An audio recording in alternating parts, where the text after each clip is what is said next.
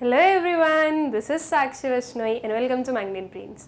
सो students, अब हम क्या पढ़ने वाले हैं? अब हमारा जो चैप्टर है रूरल डेवलपमेंट, उसके एनसीईआरटी सॉल्यूशंस का पार्ट 4 कवर करेंगे। ओके, इसके पहले हम लोगों ने पार्ट 3 किया था, उसके पहले पार्ट 2, पार्ट 1 सब कुछ कर लिया।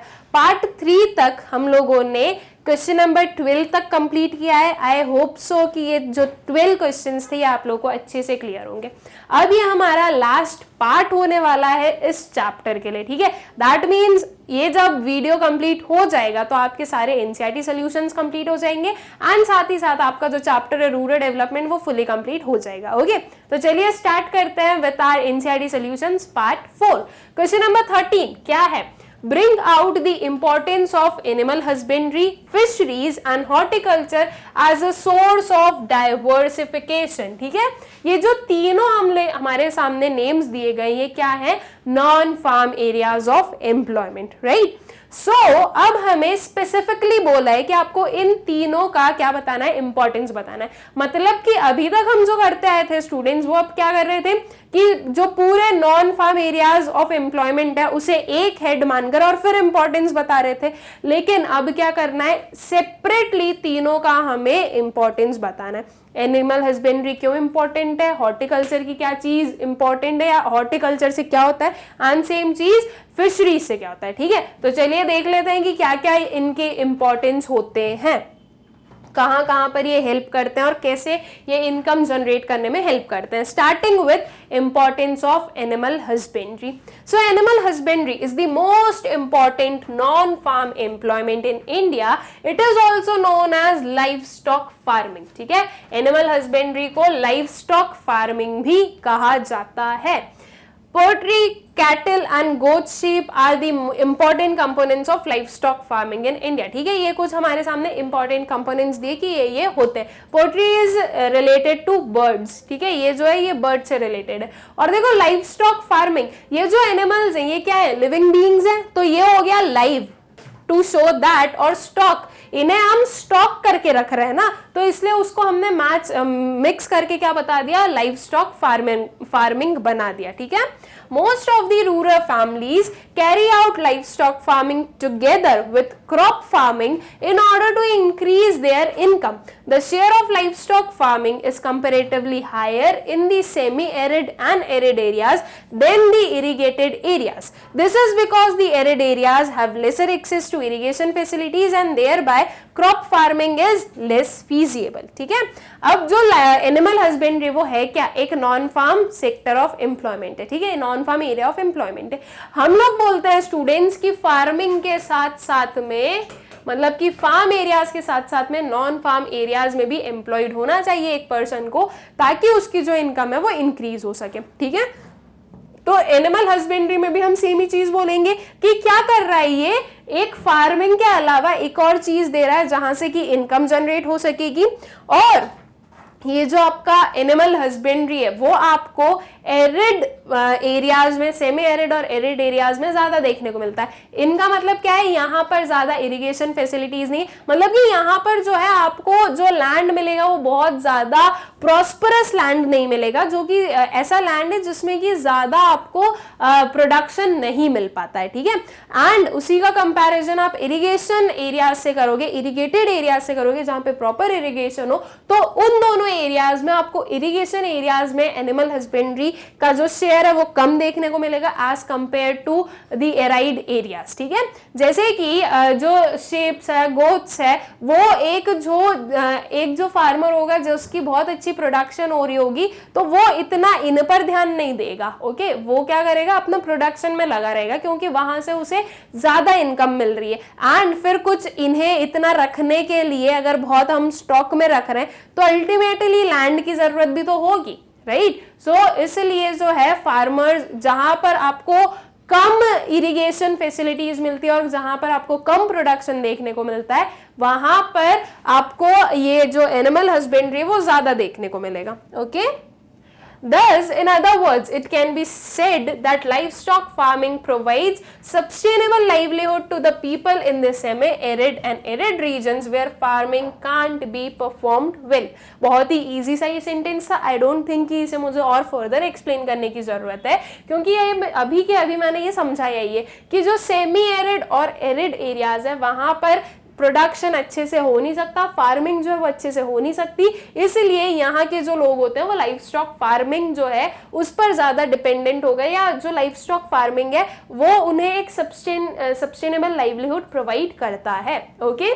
Further, capital investment in livestock farming is comparatively less than that in crop farming. In addition, livestock farming is an important source of employment for rural women. ठीक है, जो कैपिटल इन्वेस्टमेंट की जरूरत है फार्मिंग में उससे ज्यादा लगेगी, उससे कम लगेगी लाइफ स्टॉक फार्मिंग में. ठीक है, फार्मिंग, क्रॉप फार्मिंग, उसके जो raw materials, tools and equipments, fertilizers, pesticides, इन सब में जितना अमाउंट लगता है उससे कम अमाउंट लगता है लाइफ स्टॉक फार्मिंग में. ठीक है, तो ये एक क्या बता रहा है कि देखो जिसके पास में प्रॉपर, जहां पर ऐसे एरियाज जहां पर प्रॉपर फार्मिंग नहीं हो सकती, वो अगर फार्मिंग करेंगे, उतना कैपिटल इन्वेस्ट करेंगे तो उन्हें उतना रिटर्न नहीं मिलेगा. उससे अच्छा है कि लाइफ स्टॉक फार्मिंग कर ले, तो एक जो है उनका सोर्स ऑफ अर्निंग बनी रहे. ओके.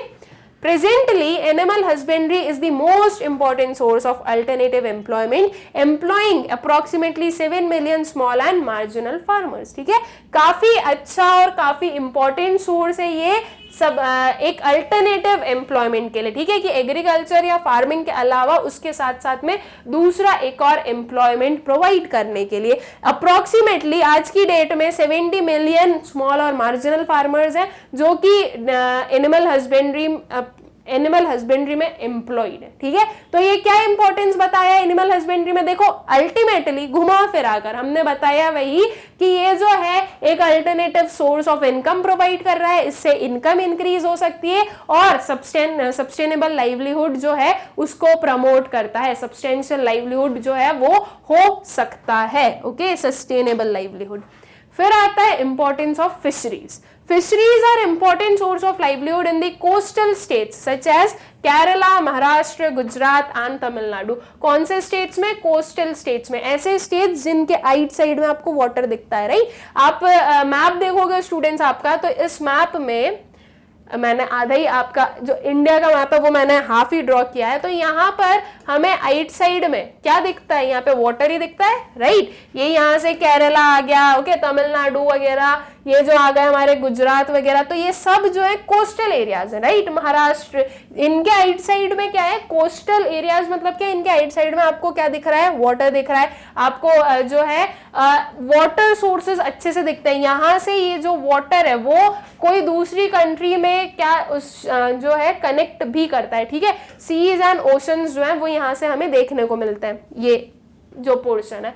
तो कोस्टल एरियाज में आपको फिशरीज एक काफी इंपॉर्टेंट सोर्स ऑफ लाइवलीहुड दिखेगी, बिकॉज फिशरीज जो है मिलेगी कहाँ से? कोई एक्वेटिक चीजों से ही. राइट, तो मतलब कि वाटर जहां पे होगा वहीं पर ही फिशरीज होगी. अब आप बोलो कि मध्य प्रदेश में आपको फिशरीज का काफी अच्छा वो मिलेगा, प्रोडक्शन मिलेगा, तो ये चीज पॉसिबल नहीं है. मध्य प्रदेश में जो आपको जो भी वाटर सोर्सेज मिलेंगे वो बहुत ही ऐसे लिमिटेड मिलेंगे. राइट, वो कोई आपको ऐसा अनलिमिटेड या आई शुड से एक ह्यूज या लार्ज प्रोपोर्शन में नहीं मिलेंगे as compared to Maharashtra. Madhya Pradesh में जो वाटर के सोर्सेज हैं वो कम होंगे, तो यहाँ पर जो आपको फिशरीज मिलेगी वो भी कम मिलेगी एज कंपेयर टू महाराष्ट्र. ठीक है, तो ये डिफरेंस हो जाता है कि फिशरीज जो है वो एक मेन सोर्स ऑफ लाइवलीहुड कहाँ की हुई? कोस्टल स्टेट्स की हुई. ओके.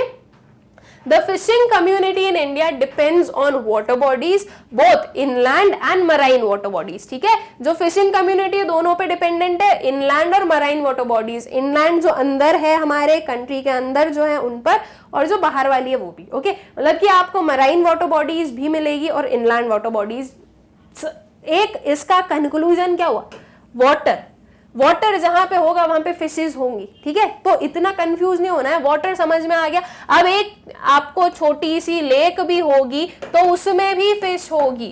राइट, छोटा सा एक पॉन्ड होगा तो उसमें भी फिश हो सकती है। सो फिश तो हो तो कहीं पे भी सकती है, लेकिन बस जो है हमने यहाँ पर मेन ये कुछ एरियाज बोले बिकॉज वहां पर ज्यादा प्रोडक्शन होता है, ठीक है।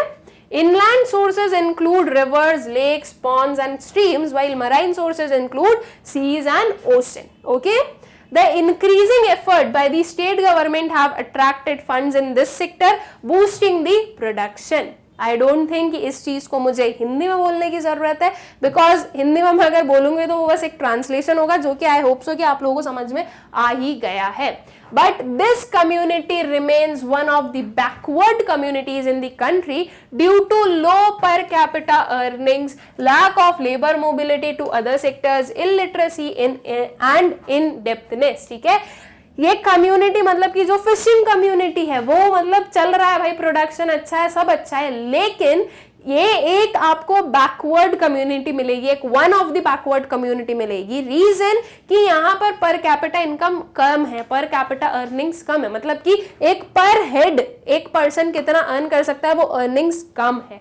आप फिशिंग के थ्रू बहुत ज्यादा अर्न नहीं कर पाते हो, ओके। एंड उसके साथ साथ में क्या हो रहा है कि जो वहां पर लोग एम्प्लॉयड है, जो वहां का लेबर फोर्स है, उसमें हमें लैक ऑफ मोबिलिटी भी दिखती है, मतलब कि उस सेक्टर को छोड़कर दूसरे सेक्टर में जाकर एम्प्लॉयड नहीं हो पाते। रीजन बिकॉज ऑफ इलिटरेसी, सबसे बड़ा रीजन इलिटरेसी है, उन लोगों को पढ़ते लिखते नहीं आता है, तो अल्टीमेटली उनकी जो स्किल्स है वो भी डेवलप नहीं है और उन्हें जो है एम्प्लॉयमेंट नहीं मिल पाएगा, ओके। तो जो फिशिंग कम्युनिटी में या उस सेक्टर में जो लोग एम्प्लॉयड है वो वहीं के वहीं एम्प्लॉयड रहते हैं, कम अर्निंग हो रही है फिर भी वहीं होते हैं, बिकॉज वो और कहीं पर शिफ्ट नहीं हो सकते, okay. Despite the significant segment engaged, this sector contributes only 1.4% to India's total GDP. जैसे कि हमें पता है एग्रीकल्चर सेक्टर में majority of population is dependent on agriculture sector, लेकिन एग्रीकल्चर सेक्टर सबसे कम कंट्रीब्यूट कर रहा है तीनों सेक्टर्स में, टर्शरी, प्राइमरी, सेकेंडरी में, ओके। सबसे कम कंट्रीब्यूट क्या कौन कर रहा है आपके जीडीपी ग्रोथ में? एग्रीकल्चर। सेम वे में फिशिंग कम्युनिटी, बहुत लोग उस पर डिपेंडेंट है, लेकिन पूरे जीडीपी में अगर आप उसका शेयर देखोगे तो कितना है? 1.4%। मतलब कि ये हो रहा है हमारी कंट्री में कि कितनी प्रपोर्शन ऑफ पॉपुलेशन एम्प्लॉयड और कितना कंट्रीब्यूशन हो रहा है वो इनवर्सली चल रहा है। पॉपुलेशन जो है वो बहुत ज्यादा एम्प्लॉयड है और जो कंट्रीब्यूशन है जीडीपी में वो बहुत कम है उस पर्टिकुलर सेक्टर से, ठीक है। फिर importance of horticulture. Horticulture is emerging as an important source of livelihood in the rural areas. Horticulture crops include fruits, vegetables, medicinal and aromatic plants and flowers. ठीक है, horticulture काफी emerging source है, काफी अच्छा source है और horticulture में हमारी country ने काफी growth पाई भी है, ठीक है। और पूरी जो वर्ल्ड है उसमें अब सेकेंड लार्जेस्ट प्रोड्यूसर है हमारी कंट्री, किस चीज की? हॉर्टिकल्चर प्रोडक्ट्स की, ठीक है। तो हॉर्टिकल्चर जो है वो काफी इंपॉर्टेंट रोल प्ले किया है उसने। Presently, India is the second largest producer of fruits and vegetables that include mangoes, bananas, coconut, cashew nuts and variety of spices. There has been a considerable rise in the income levels of families engaged in the horticulture production. ठीक है, तो ये एक हमारे लिए achievement है students की India जो है वो सेकेंड लार्जेस्ट प्रोड्यूसर है फ्रूट्स एंड वेजिटेबल्स का। और मेनली कुछ ये फ्रूट्स जो हैं इनका है मैंगोज, बनानास, कोकोनट्स, ओके, इनमें काफी ज्यादा अच्छा प्रोड्यूसर है। और ये जो हॉर्टिकल्चर है, अब हम समझ सकते हैं कि अगर हॉर्टिकल्चर सेकेंड लार्जेस्ट प्रोड्यूसर है मतलब कि काफी ग्रोथ हो रही है, और ग्रोथ हो रही है तो अल्टीमेटली जो वहां के इसमें जो इन्वॉल्व लोग हैं उनकी जो इनकम है वो भी रेज हो रही होगी। सिर्फ और सिर्फ इंडिया में या डोमेस्टिकली ये प्रोडक्ट्स नहीं सेल किए जा रहे हैं, ये जो है इंटरनेशनली भी सेल किए जा रहे हैं। दैट मीन्स एक्सपोर्ट्स भी बूस्ट हो रहा है इससे। तो अल्टीमेटली इस पर डिपेंडेंट जो लोग हैं, जो लोग इस पर्टिकुलर एरिया में एम्प्लॉयड हैं, उनकी इनकम जनरेट हो सकती है more and more, okay. The increase in horticulture production has lowered the vulnerability of small and marginal farmers. Horticulture के प्रोडक्शन में इंक्रीज होने से स्मॉल और मार्जिनल फार्मर्स की जो वनरेबिलिटी है वो कम हुई, मतलब कि उनका अब जो है वो बिल्कुल हम उन्हें इतनी सिंपैथेटिक आईज से जो देख रहे हैं वो थोड़ा कम हुआ, बिकॉज अब उनके पास में कुछ अच्छा सोर्स ऑफ एम्प्लॉयमेंट भी मिल गया है, ठीक है। This has provided a gateway of opportunity for employment for women. It generates employment for 19% of India's total labour force. This is an significant percent, ठीक है। जो टोटल लेबर फोर्स है उसमें सिर्फ और सिर्फ जो हॉर्टिकल्चर है उसमें आपको 19% ऑफ पॉपुलेशन एम्प्लॉयड मिलेगी। तो सिर्फ एक सेक्टर में इतनी पॉपुलेशन का होना काफी अच्छी बात है। तो इससे हम लोग समझ सकते हैं कि आपकी कंट्री में जो हॉर्टिकल्चर है वो काफी इंपॉर्टेंट रोल प्ले कर रहा है और हॉर्टिकल्चर की वजह से काफी लोगों को एम्प्लॉयमेंट मिल रहा है। Okay, in contrast to fishing, horticulture does not suffer from ecological and environmental problems. Hence, horticulture must be promoted with sufficient investment and infrastructure. ठीक है, horticulture में आप लोगों को कोई भी काइंड ऑफ प्रॉब्लम नहीं मिलती है। अब फिशिंग में इकोलॉजिकल प्रॉब्लम क्यों हुई? देखो फिशरीज में क्या हो रहा है, आप जो फिश हो उसे एक्सट्रैक्ट कर रहे हो और अब वो जो फिश है उसका जो भी फर्दर यूटिलाइजेशन होगा वो किया जाएगा, लेकिन आपकी जो पूरी इकोलॉजिकल बैलेंस है उसमें से वो फिश चली गई, राइट। यहां पर आप एक स्पीशीज को कम कर रहे हो, तो अल्टीमेटली जो आपका पूरा इकोलॉजिकल बैलेंस है उसमें आपको कुछ ना कुछ गड़बड़ दिखेगी। ये चीज आप लोगों ने आपके प्रीवियस क्लासेस में पढ़ी होगी, ईवीएस में या साइंस में आई शुड से पढ़ा होगा ये कि जो इकोलॉजिकल बैलेंस होता है वो डिस्टर्ब होता है अगर एक भी जो स्पीशी है वो अगर एक्सट्रैक्ट करी जाए तो। एंड हॉर्टिकल्चर में क्या हो रहा है, हॉर्टिकल्चर में तो हम ग्रो कर रहे हैं और फिर वो जो ग्रो कर रहे हैं उन्हें हम सेल कर रहे हैं, फिर वो वापस ग्रो हो रहा है, फिर वो सेल हो रहा है, वो ग्रो हो रहा है, सेल हो रहा है। तो अल्टीमेटली वो आपका जो हॉर्टिकल्चर है इसमें एक्सटेंशन की प्रॉब्लम नहीं आएगी, लेकिन फिशरीज में क्या होगा, एक टाइम के बाद में एक्सटेंशन की प्रॉब्लम आ जाएगी, एंडेंजर्ड हो जाएंगी वो स्पीशीज। ओके, जब अगर हद से ज्यादा उनका अगर हम बोलें कि एक्सट्रैक्शन होता रहा तो हॉर्टिकल्चर जो है वो फिशिंग के जैसी कोई प्रॉब्लम क्रिएट नहीं करती और हॉर्टिकल्चर जो है वो काफी लोगों को एम्प्लॉयमेंट प्रोवाइड कर रही है, तो हॉर्टिकल्चर को प्रमोट करना चाहिए। ओके, सो आई होप कि एनिमल हस्बेंड्री, फिशरीज और हॉर्टिकल्चर के जो इंपॉर्टेंस है वो आप लोगों को अच्छे से क्लियर हो गए होंगे। फिर आते हैं हम अपने नेक्स्ट वाले क्वेश्चन पर। Information technology plays a very significant role in achieving sustainable development and food security. Comment. अब हमारे सामने एक हमें स्टेटमेंट दी गई है, इसे हमें थोड़ा इसके ऊपर हमें कमेंट करना है, ठीक है, मतलब कि बताना है कि हाँ ये सही है, अगर तो कैसे सही है। मतलब कि इंफॉर्मेशन टेक्नोलॉजी की हेल्प से सस्टेनेबल डेवलपमेंट और फूड सिक्योरिटी कैसे अचीव किया जा रहा है ये हमें इस पर्टिकुलर क्वेश्चन के आंसर में समझाना है, ठीक है। तो चलिए देख लेते हैं कि कैसे हो रहा है ये। So information technology, that is IT, plays a very significant role in achieving sustainable development and food security. अब भाई कैसे, प्रॉब्लम ये है, हमें आंसर में ये बताना है कि कैसे। ये चीज तो ठीक है, एक वो लिखते ही हैं हम कि इससे क्या होता है, हमारी जो आंसर है लेंथ है वो बढ़ जाती है, कुछ 2-3 लाइन कम लिखनी पड़ती। ये सारे जो लॉजिक्स हैं, ये सारे जो ट्रिक्स हैं, ये सभी लोग यूज करते हैं, तो वो आपको करने भी है और कहीं ना कहीं सही भी है कि थोड़ा सा हमें जो आंसर है उसे लिंक के साथ में चलाना है, एकदम से डायरेक्टली स्टार्ट भी नहीं करना है। IT enables to provide and store data related to the past and future conditions, providing inputs for policy decision and for adopting various corrective measures. IT क्या है स्टूडेंट्स, इंफॉर्मेशन टेक्नोलॉजी क्या है, एक technical terms में जो है enhancement होना, ठीक है। तो अब ये जो डेटा वेटा ये कौन स्टोर कर रहा है, IT स्टोर कर रहा है। पहले कोई भी किसी भी चीज का जो हमें रिपोर्ट अगर स्टोर करके रखनी पड़ती थी, जब तक आईटी नहीं था तो तब तक क्या करना पड़ता था, वो रिटन हैंडमेड चीजें होती थी, हार्ड कॉपीज होती थी। आज के टाइम में सब कुछ सॉफ्ट कॉपी हो गया। सॉफ्ट कॉपी मतलब कि क्या, कि आप हार्ड डिस्क में जो उसे मेंटेन करके रख रहे हो, पेन ड्राइव्स वगैरह में रख रहे हो, आपके जो डिफरेंट अकाउंट्स बने हुए हैं कहीं पर क्लाउड में, तो कुछ तो ये सारी जो चीजें हैं उनमें आप स्टोर करके रखते हो आप सारी इंपॉर्टेंट इंफॉर्मेशन को। लेकिन पहले क्या होता था, जब तक आईटी नहीं था, सब कुछ रिटर्न होता था, राइट, हैंड रिटन होता था सब कुछ, और वो एक bulk of number of files हो जाती थी। अब ये जो नंबर ऑफ फाइल्स है, जो कि फिजिकल फाइल्स आपको दिख रही है, उसमें काफी प्रॉब्लम होती थी।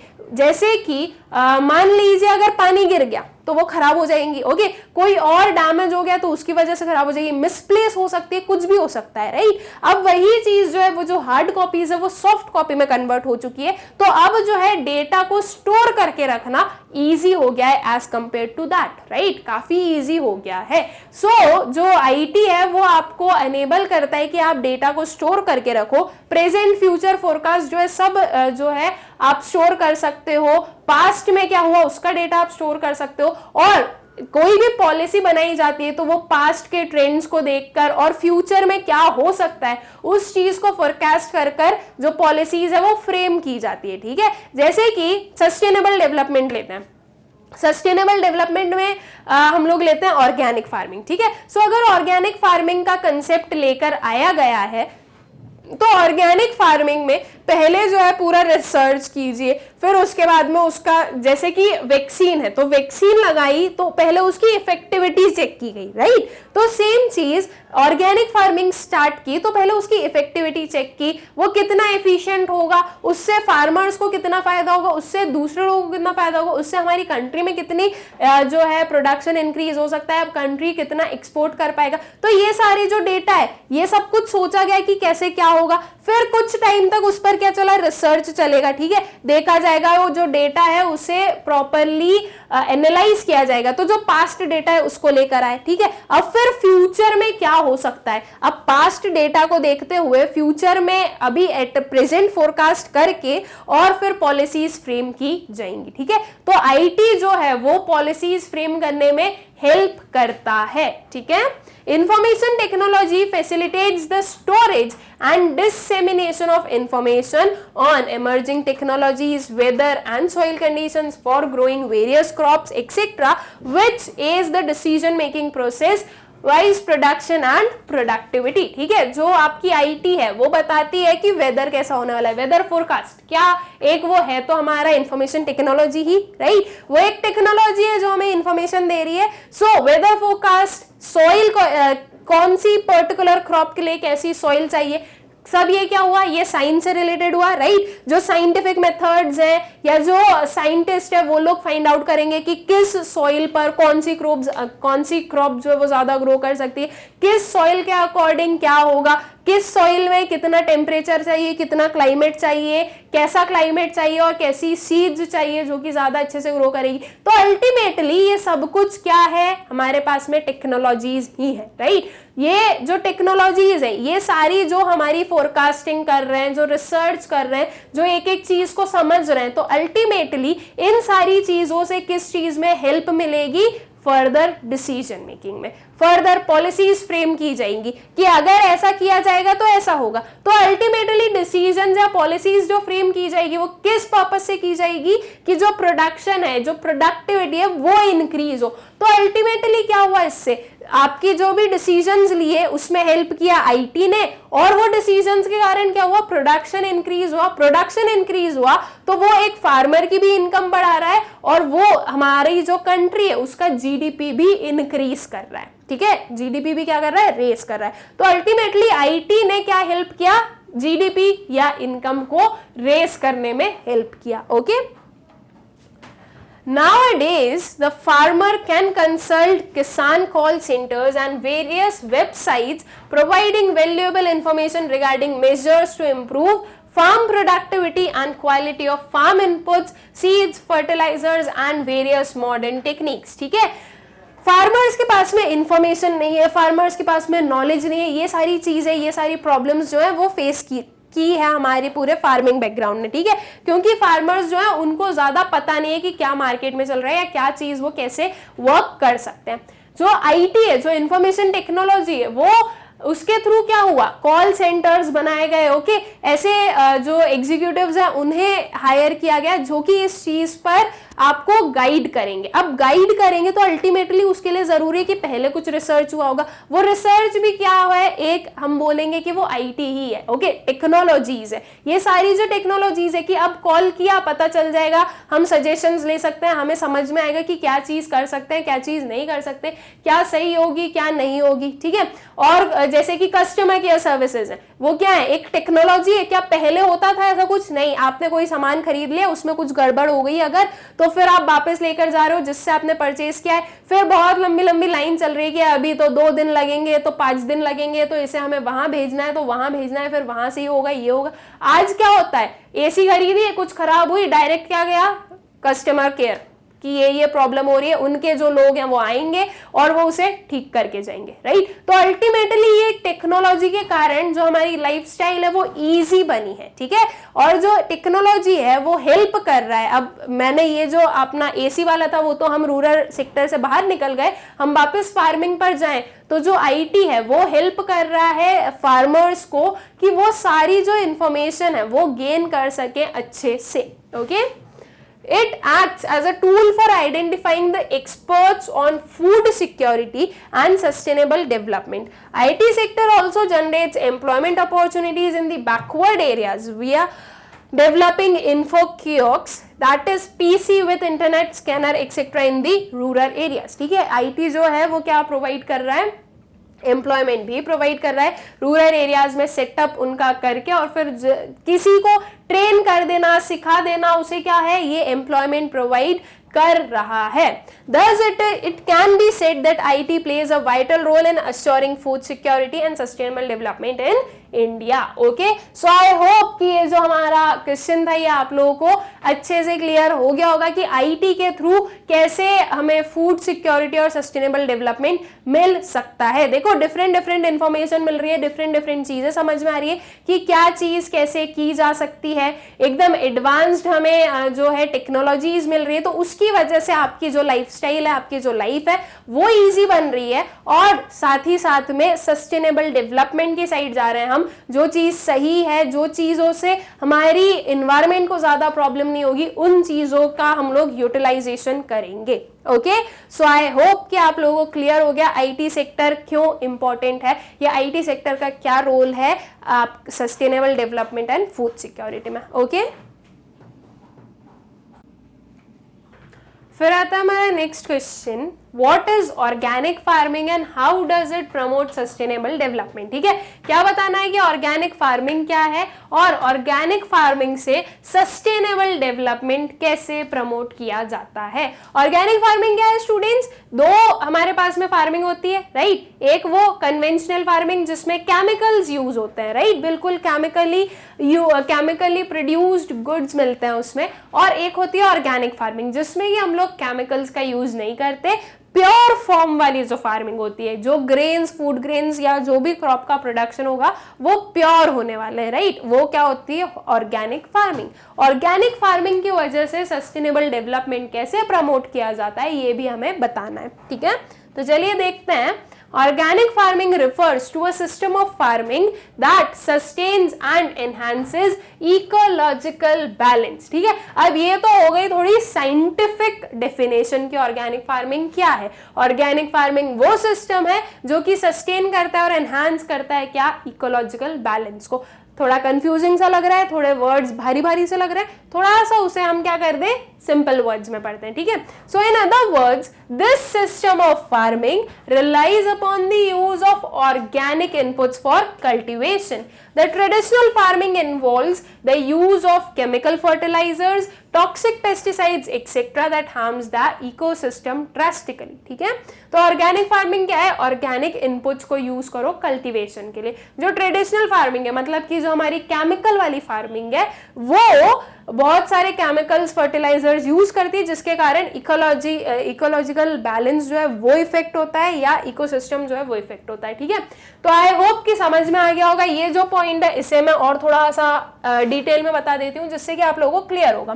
क्या करना है, सस्टेन करना है और एनहांस करना है इकोलॉजिकल बैलेंस को। स्टूडेंट्स, इकोलॉजिकल बैलेंस जो है या इकोलॉजिकल बैलेंस हमें देखने को कब मिलता है, जब इकोलॉजी में, दैट मीन्स हमारे इन्वायरमेंट में सारी चीजें जो है वो सही से चल रही हो, किसी चीज का वेस्टेज, किसी चीज का ओवर यूज, किसी चीज को हार्म ना पहुंच रहा हो।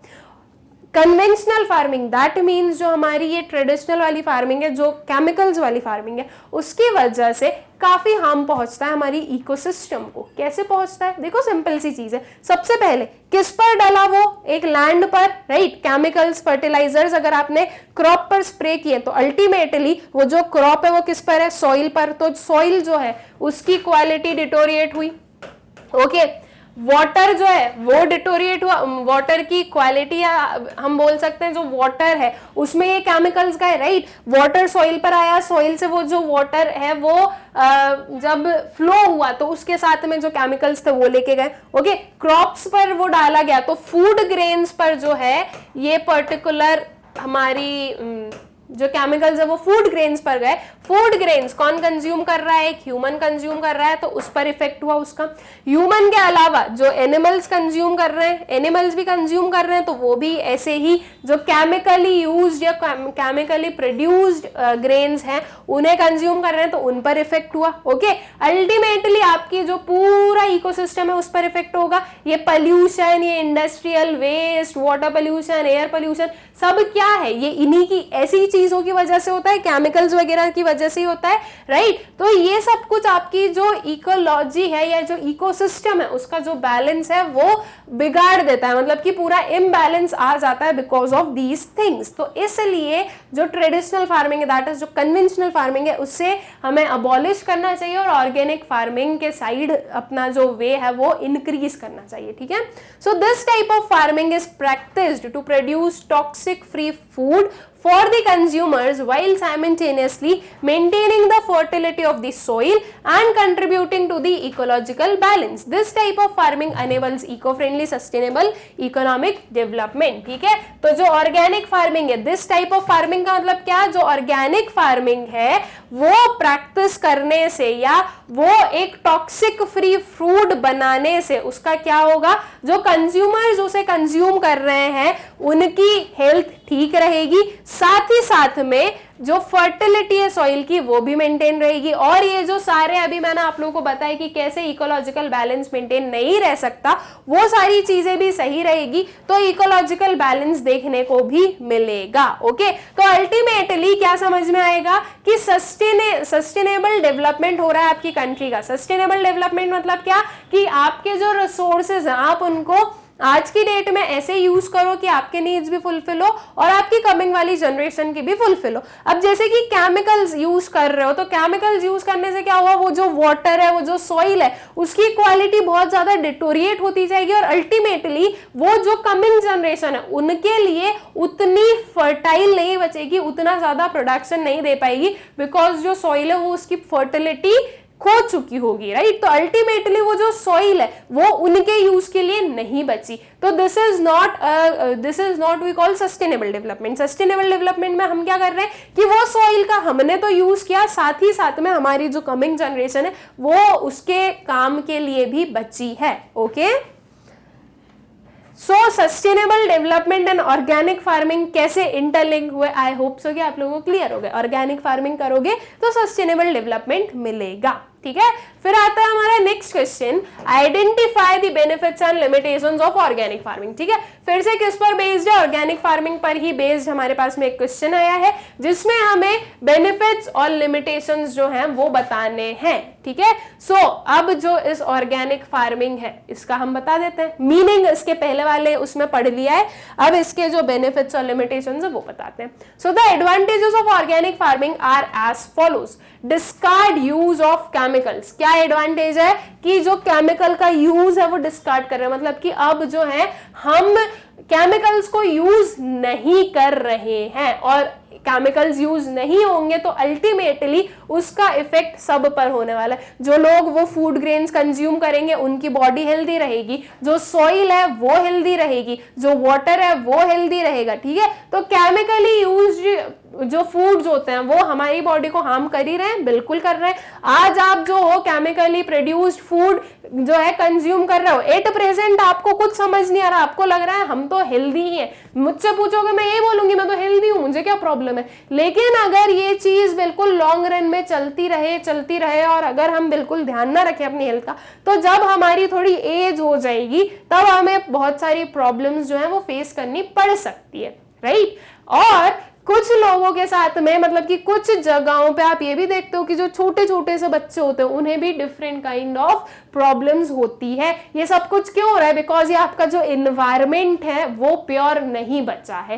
तो इसलिए जरूरी है कि अब हम ये जो केमिकल्स वगैरह इनको अबॉलिश करें, हम अपनी जो एनवायरमेंट की प्योरिटी है वो मेंटेन करें ताकि ये सबके लिए बेनिफिट में रहे। Okay, so unlike conventional farming, organic farming is free from synthetic chemicals. The chemicals present in the chemical fertilizer penetrates into the groundwater and raises its nitrate content. This causes health hazards and also pollutes the environment. ठीक है, तो अब देखो क्या क्या हुआ, health पर इसका इफेक्ट हुआ, एनवायरमेंट को पल्यूट किया, सोइल को पल्यूट किया, वाटर को पल्यूट किया, फूड ग्रेन्स जो हम डायरेक्टली कंज्यूम कर रहे हैं तो हमारी बॉडी को पल्यूट किया। अल्टीमेटली सब कुछ हार्मफुल था किस चीज में? कन्वेंशनल फार्मिंग में। इसलिए ऑर्गेनिक फार्मिंग के साइड बढ़ना चाहिए ताकि जो सोइल है, जो वाटर है, जो एनवायरमेंट है, जो ह्यूमन बींग्स है, सब लोग हेल्दी रह सके। ओके, सस्टेन्ड सोइल फर्टिलिटी,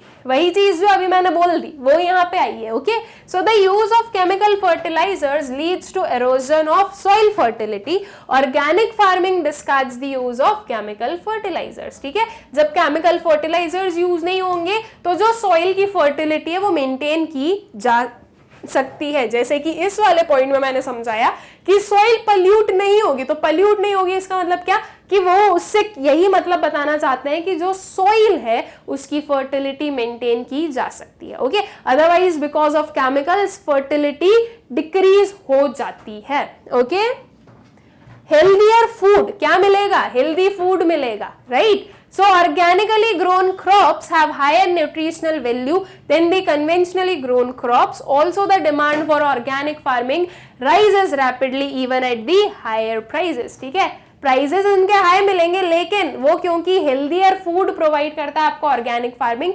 इसलिए उनकी डिमांड भी उतनी ही मिलती है। ठीक है, तो क्या मिलेगा इससे? हेल्दी फूड भी मिलने वाला है। फिर आता है inexpensive technology for small and marginal farmers. The small and marginal farmers constitute the bulk of the farming. Organic farming offers an inexpensive farming technique to the small and marginal farmers. Conventional farming में बहुत सारे fertilisers use करने हैं, chemicals use करने हैं, okay, जो seeds है वो महंगे, तो इन सब की वजह से जो फार्मिंग है वो फार्मिंग का जो कॉस्ट है वो रेज हो जाता है। तो ऑर्गेनिक फार्मिंग में ये चीजें थोड़ी कम हो सकती है। ठीक है, तो वो भी एक क्या हो गया? एडवांटेज हो गया कि आपका जो कॉस्ट लगेगा वो इतना नहीं लगेगा। Generates income from exports. जो ऑर्गेनिक प्रोडक्ट्स हैं उनकी डोमेस्टिकली ही नहीं बल्कि इंटरनेशनली भी बहुत डिमांड है। और इवन हम ये बोलेंगे कि डोमेस्टिक डिमांड कम है, इंटरनेशनल डिमांड ज्यादा है।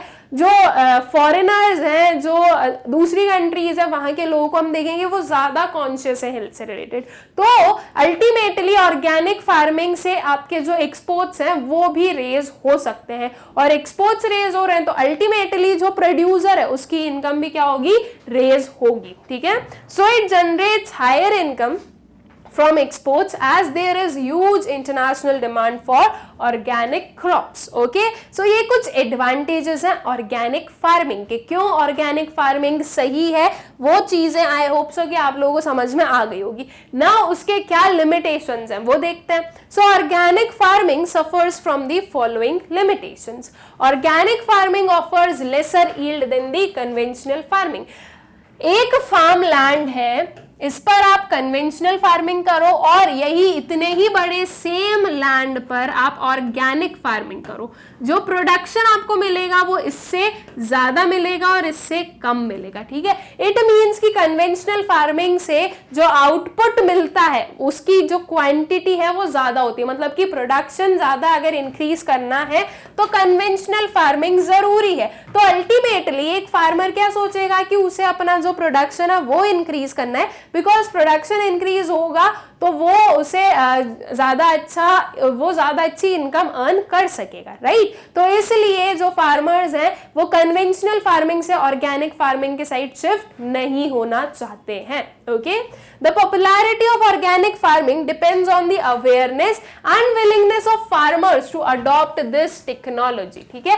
तो अब ऑर्गेनिक फार्मिंग करना या नहीं करना ये अल्टीमेटली किसका डिसीजन होगा, एक फार्मर का। अब एक फार्मर के पास तक इतनी उसकी अवेयरनेस पहुंचाना, ओके, सारी इंफॉर्मेशन पहुंचाना, क्या टेक्नोलॉजीज यूज करनी है, कैसे प्रोडक्शन करना है, इन सब चीज को वहां तक उस तक पहुंचाना, ये एक ड्रॉबैक है, या ये एक हम बोलेंगे कि काफी बड़ी प्रोसेस हो गई कि भाई कौन इतनी इंफॉर्मेशन उनको देगा, राइट। और उसके बाद में भी फार्मर का मन होगा तो वो ऑर्गेनिक फार्मिंग करेगा, अदरवाइज वो उसकी कन्वेंशनल फार्मिंग पर ही डिपेंडेंट रहेगा। अब सिंपल सी चीज है स्टूडेंट्स की उसके एरिया में कन्वेंशनल फार्मिंग ज्यादा हो रही है, जो लोग जो खरीदा जा रहा है, ओके, जो परचेजर्स हैं, जो ट्रेडर्स हैं, जो कि उन क्रॉप्स को खरीद रहे हैं, वो भी कन्वेंशनल क्रॉप्स को ही खरीद रहे हैं, वो ऑर्गेनिक क्रॉप्स को नहीं खरीद रहे। हो सकता है अगर सिर्फ एक आध फार्मर वहां पे ऑर्गेनिक फार्मिंग करे तो हो सकता है उसको सही प्राइसेस ना दिए जाए। तो अल्टीमेटली ये सारी चीजों की वजह से एक फार्मर जो है वो अपना जो प्रोडक्शन है वो शिफ्ट नहीं करना चाहता है, okay. The inadequate infrastructure and problem of marketing are the major concerns that need to be addressed to promote organic farming, ठीक है। ऑर्गेनिक फार्मिंग की जो मार्केटिंग है और जो इंफ्रास्ट्रक्चर है इसको इंप्रूव करो। अगर आपको ऑर्गेनिक फार्मिंग डालनी है तो इन चीजों को इंप्रूव करना पड़ेगा, लोगों को अवेयर बनाना पड़ेगा, लोगों को इंपॉर्टेंस समझाना पड़ेगा और यह अश्योरेंस देना पड़ेगा कि जो फार्मर्स ऑर्गेनिकली फार्मिंग कर रहे हैं उनको एक सही एडिक्वेट प्राइस या रेट मिलेगा, ओके। बिकॉज जब तक ये चीजें एक फार्मर को खुद के लिए बेनिफिटेड नहीं लगेगी वो इस चीज में शिफ्ट नहीं होगा और इसके लिए काफी मेहनत करनी पड़ेगी। तो ये जो स्टेप्स हैं वो नहीं लिए जाते हैं अभी तक की डेट में, तो इतना कुछ नहीं है। आप अगर आपके सराउंडिंग में देखोगे, आप अगर फार्मर से पूछोगे कि आप कौन सी फार्मिंग करते हो तो आपको 10 में से एक ही शायद ऐसा होगा, ऐसा भी हो सकता है कि एक भी ऐसा नहीं होगा जो बोलेगा कि वो ऑर्गेनिक फार्मिंग कर रहा हो। 0.001% फार्मर्स हैं जो कि ऑर्गेनिक फार्मिंग पर बेस्ड है। यूजुअली जो मोस्टली और जो हम बोले कि मेजॉरिटी ऑफ फार्मर्स हैं वो किस पर डिपेंडेंट है, कन्वेंशनल फार्मिंग पर, okay. As organic farming offers lesser yield than conventional farming, this farming is not financially viable for the small and marginal land holdings farmer, ठीक है। अब इसके एडवांटेज में हमने बोला कि स्मॉल और मार्जिनल फार्मर्स के लिए सही है कि वो कॉस्ट कम लगता है, लेकिन सिंपल सी चीज है कि उसमें जो है ये जो ऑर्गेनिक फार्मिंग है इसमें आपको ज्यादा प्रोडक्शन नहीं मिलेगा और ज्यादा प्रोडक्शन नहीं मिलेगा तो अल्टीमेटली ज्यादा इनकम नहीं होगी। तो वो जो लो कॉस्ट है वो एक स्मॉल या मार्जिनल फार्मर को अट्रैक्ट नहीं कर पाती है ऑर्गेनिक फार्मिंग की साइड, ठीक है। तो ये कुछ हमारे डिसएडवांटेजेस हैं, लिमिटेशंस हैं ऑर्गेनिक फार्मिंग के। आई होप सो कि आप लोगों को क्लियर हो गए होंगे इसके एडवांटेजेस भी एंड डिसएडवांटेजेस भी, ओके। फिर आता है हमारा क्वेश्चन नंबर 17, हमारा लास्ट क्वेश्चन। फाइनली ये जो हमारा चैप्टर है रूरल डेवलपमेंट ये पूरा कंप्लीट हो जाएगा।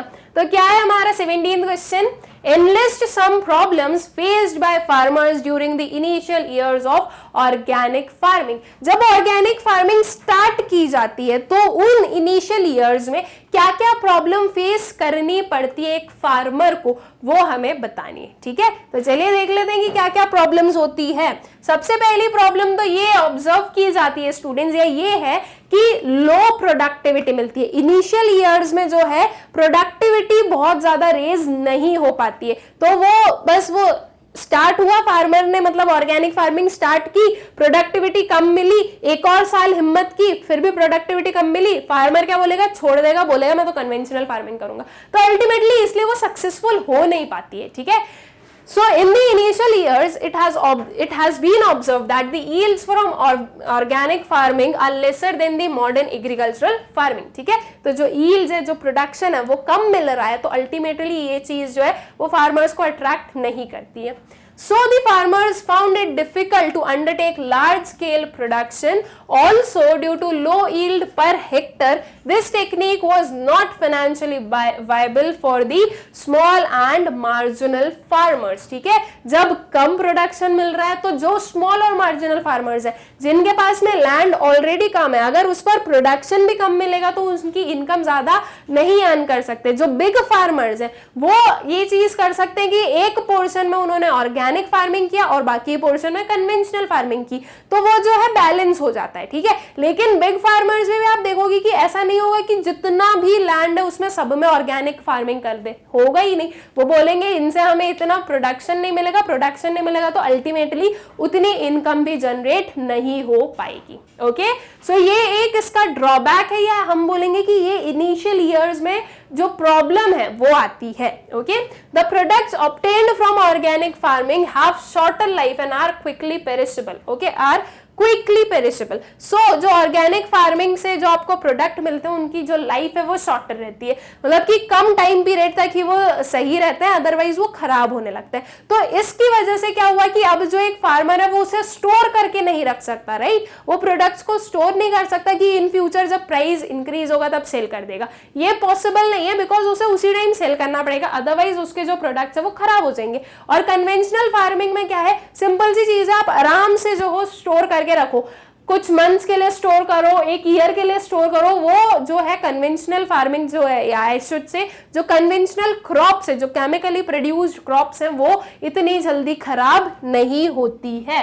Okay, moreover the choice in production during off season is quite limited in organic farming. Okay, एक तो ना ऑर्गेनिक फार्मिंग में आप लोगों को क्रॉप्स कम मिलेंगी, मतलब कि जो वैरायटी है वो कम मिलेगी, हर एक क्रॉप को आप ऑर्गेनिकली जो हो ग्रो नहीं कर सकते हो एट प्रेजेंट, अभी इतना जो है एनहांस नहीं हुआ है, इतना डेवलप नहीं हुआ है।